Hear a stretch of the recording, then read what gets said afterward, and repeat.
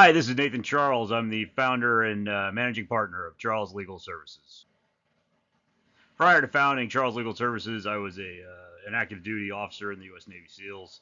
And I was also in the counterintelligence and export control section of the United States Department of Justice. I've done a lot of overseas travel and gotten to know some really great and wonderful people throughout the world. When I established my firm, I decided that one of our core values was going to be to bring the best of what the rest of the world has to offer to the United States and make the United States stronger through its diversity. And that's something that we carry over into our practice day to day here at Charles Legal Services. We do a fair amount of immigration work at Charles Legal Services. This video today is specifically on how to put together your I-140 package.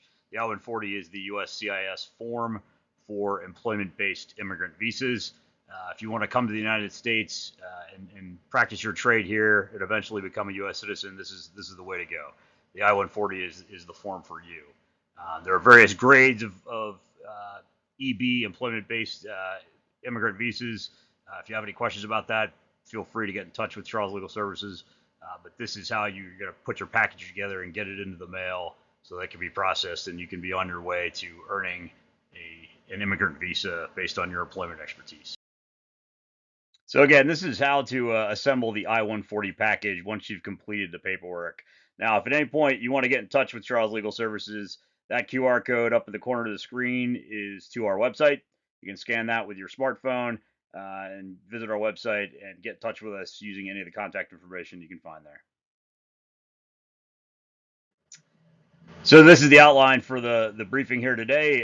We're going to talk about what you need to get started building your I-140 package. We're going to talk about how you're supposed to print this stuff out, some tips for punching the holes, maybe a little more complicated than it sounds. We're going to talk about the order that you want to put your documents in your briefing package or in your application package. I'm going to talk about the fees that you need to include with your package and how you should attach those fees. So we're going to talk about, give you some tips for boxing it, some tips for getting the proper postage and labeling put onto that package, and then how you should deliver it in order to get it into USCIS.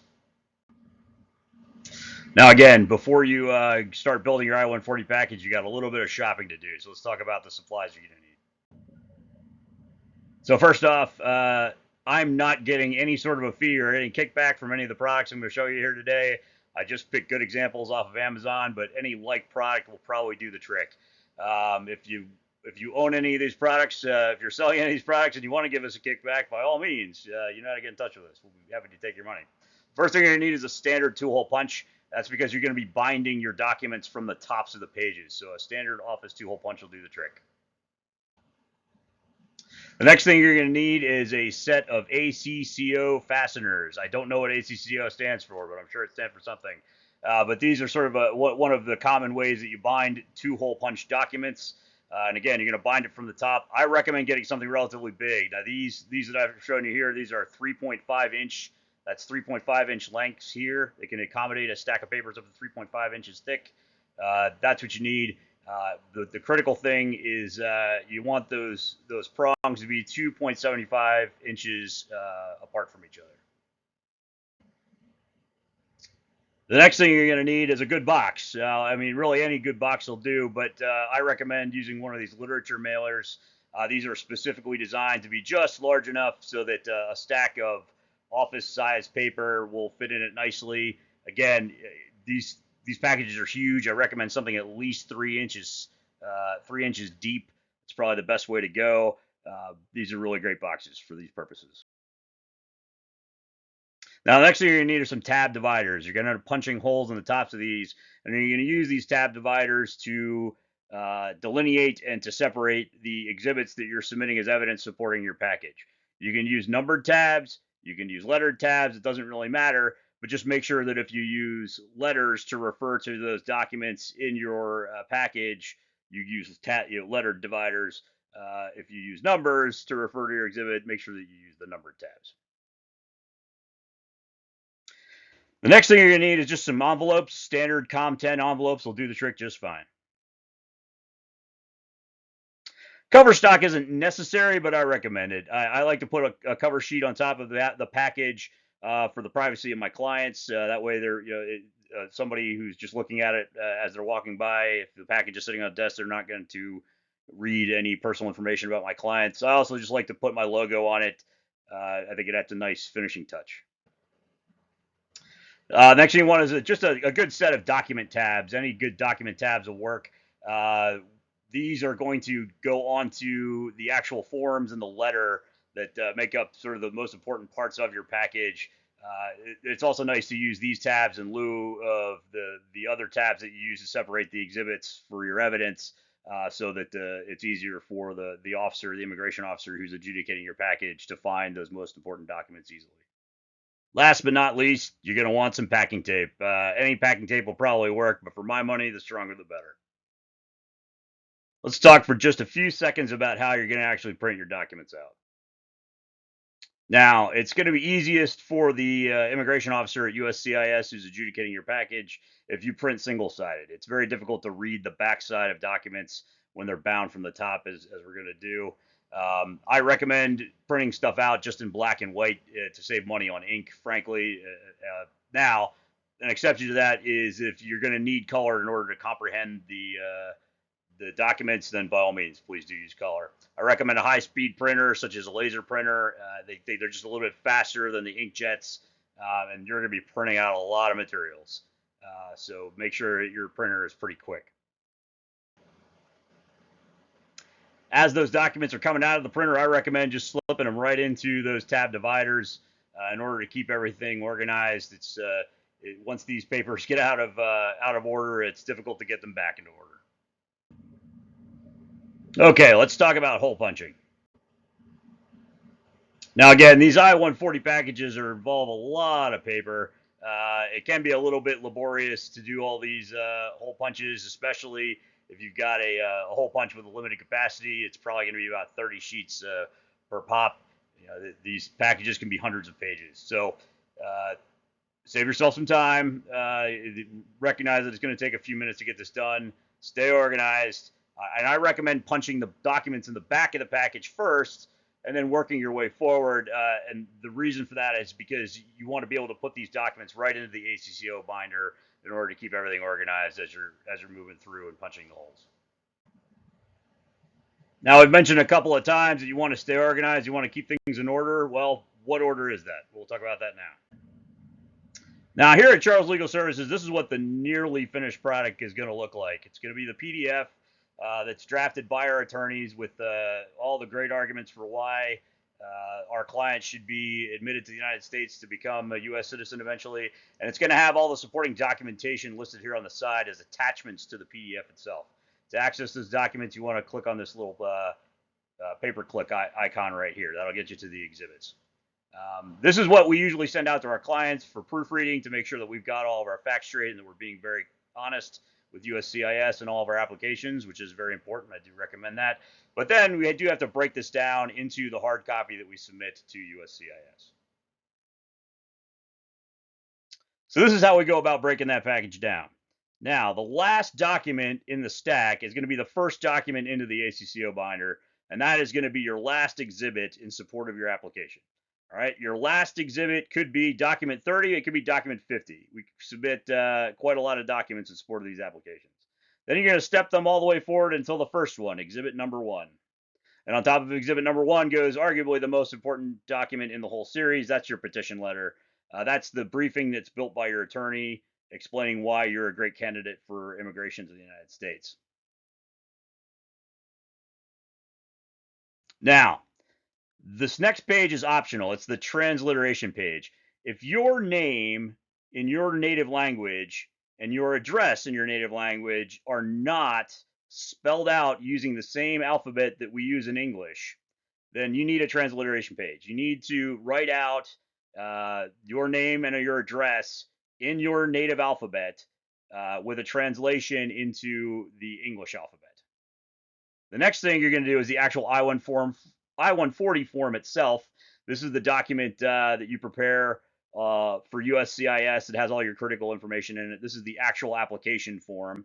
And then on top of that is your ETA 750B. You're going to submit 2 copies of your ETA 750B. That is the Department of Labor document that goes with your application. Now, again, the last thing that you're going to put on top is the cover page. Again, this is optional. You don't really need it. I like to put it on there for the privacy of my clients. And then even on top of that is one of those COM10 envelopes with 2 holes punched in the top. And that is where you're going to put your check. That is the check for the payment of the fees associated with the application. Make sure you do not forget that. Now, again, we mentioned 2 different types of tabs in our discussion on your supplies. You're going to use the tab dividers for your exhibits, and you're going to use those other document tabs to mark your petition letter, your transliteration page, your I-140, and your ETA 750B. Again, make sure you submit 2 copies of that. Now, your cover page and your envelope, those obviously don't need tabs. Let's talk just for a few minutes about money. Despite the fact that we're only going to discuss it briefly, this may be the most important part of the whole briefing. I really can't stress this enough. Do not forget to include your check. If you don't pay USCIS, they're just going to kick your application back, and it's going to take probably a couple weeks to get back to you. That is time lost. Do not forget your check. Tip here, include all of the applicable fees for a single applicant in a single check. If you're submitting more than one application for more than one applicant, they need separate checks. But any fee that applies to a single applicant for the fees, that is in one single check. Now, for the I-140, there's only one fee. As of the day I made this video, which was April 12th, 2023, the fee for an I-140 submission is $700. That's the only thing you need to include for this. But there are other types of applications that may include things like biometric fees or other ancillary charges. You don't want to put all those in this one check for one person. Double check your fee calculations. Again, if you pay the wrong amount of money, especially if you don't pay enough money, USCIS will kick your application back. You're going to lose time. Make sure that you get the fees calculated correctly. And you can use the online USCIS fee calculator if you have any questions. It's a very useful tool. Let's talk for just a second about boxing. And no, not this kind of boxing. That's a joke.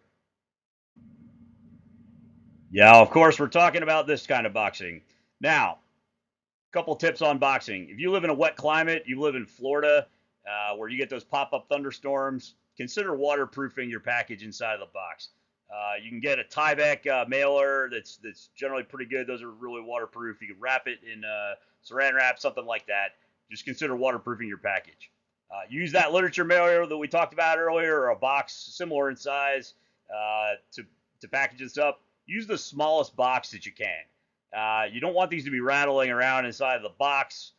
Eventually, that ACCO binder is going to rip holes in the tops of your pages. These things are going to get out of order. It's going to be a mess. You want your package to arrive at USCIS in an organized fashion. So use a small box that's not going to allow it to rattle around. And if there is any dead space inside of that box, use some kind of filler. Use packing peanuts.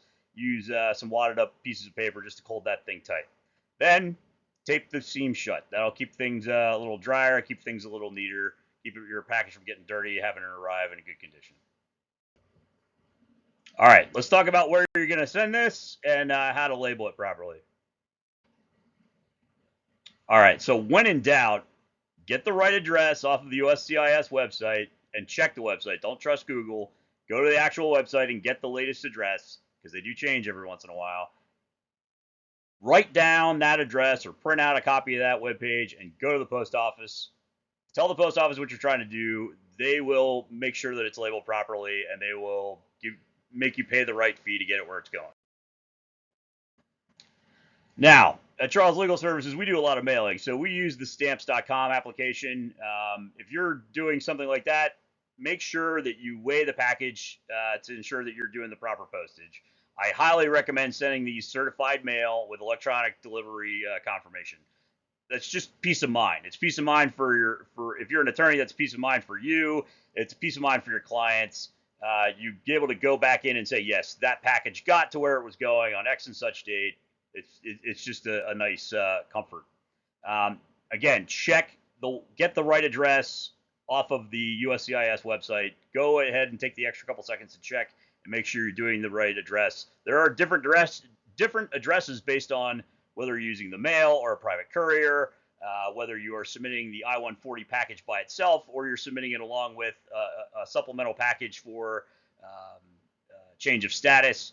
there's different addresses. Now, as of the time of this video, all those addresses were in Texas.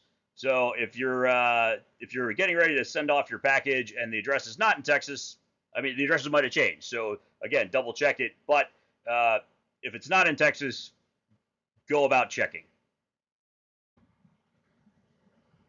And last but not least, delivery. It would be an awful shame to go through all that work and not actually put this in the mail properly. Now, again, the I-140 package is technically a document, so you would think that your mail carrier might pick it up as if it was just another document in a manila envelope. But these are such a hefty set of documents that we're putting them in a box. So it's a parcel, and most letter carriers are not going to pick up parcels. That's not what they do. Your average mailman is not paid to pick up packages. So you might have to hand deliver it to the U.S. Post Office.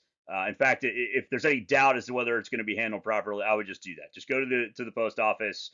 You probably don't even have to wait in line. They usually have a bin for packages that have already been labeled. Again, if you are using a stamps.com type system and you've already got it properly labeled, you can just leave it in that bin and they'll take care of it.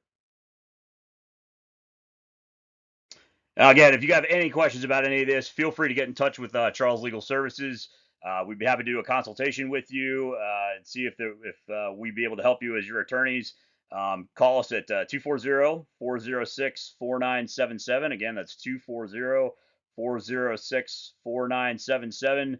Our receptionist will put you in touch with our client coordinator.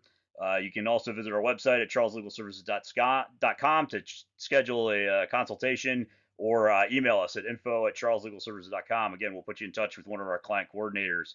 And if you happen to have your smartphone out, one more time, you can use this QR code right here to access our website and get all of our contact information and even schedule a consultation. We'd love to hear from you. Good luck. We love America. We love making new Americans here at Charles Legal Services.